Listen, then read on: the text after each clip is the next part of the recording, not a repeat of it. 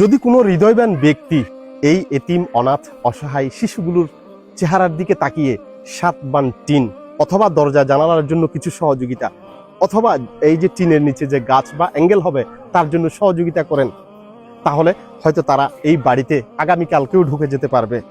দয়া করে একটু যোগাযোগ করবেন। আসসালামু আলাইকুম দর্শক, দেশ কিংবা দেশের বাহির থেকে যে যেখান থেকে এই মুহূর্তে আমার এই ভিডিওটি দেখছেন, আপনারা সবাইকে জানাচ্ছি রিপোর্টার কায়সার হামিদের পক্ষ থেকে অনেক অনেক শুভেচ্ছা।